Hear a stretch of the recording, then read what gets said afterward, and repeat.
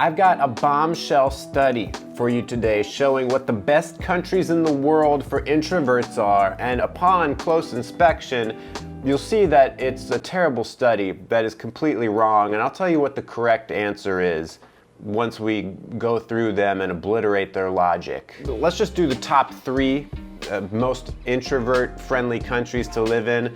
We have Iceland at number 3. That's not too surprising. At number 2, we have Australia. Wow. And then the number 1 best country for introverts, Canada. Oh, Canada, didn't expect that, did you?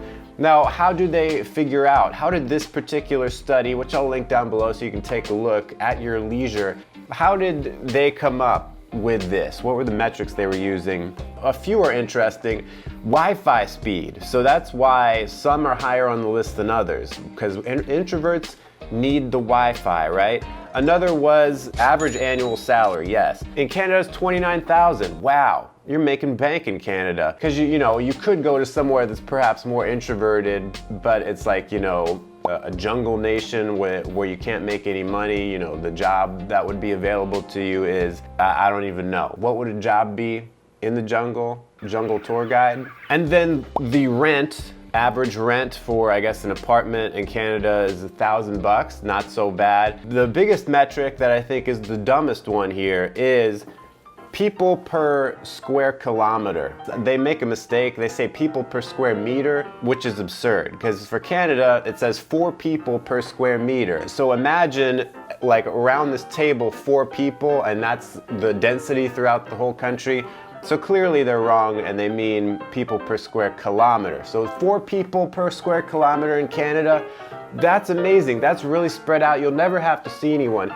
Do we have a picture of Canada we can show? I'm sure there are only 4 people per square kilometer in Toronto. So of course, this is flawed logic, because Canada, yeah, the population density, if you're just looking at numbers of area, square kilometers to population, yeah, there's 4 people per square kilometer, amazing. But in reality, when you're on the ground in Canada, that's not how it works, because everyone in Canada basically lives in like the southernmost part, in the cities along the border. It's not like people are evenly distributed. So this study is totally meaningless. They are not as smart as me, these people who made this study. But I think there's a more interesting answer, because if you're looking for the best countries for introverts, what you got to look at is not like how many people are there, which, that comes into play a bit, I guess, but what is the culture? Does the culture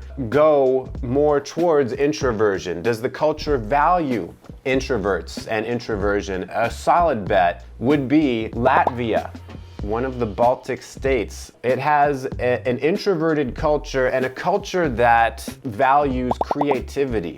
And creativity and a love of solitude go hand in hand. I'll link down to an article below that talks about how Latvia is like the introvert's paradise, because that's what the culture stereotypically values. Thanks for watching. Check out another video over here. Subscribe for more videos, and until next time, stay cool and attractive.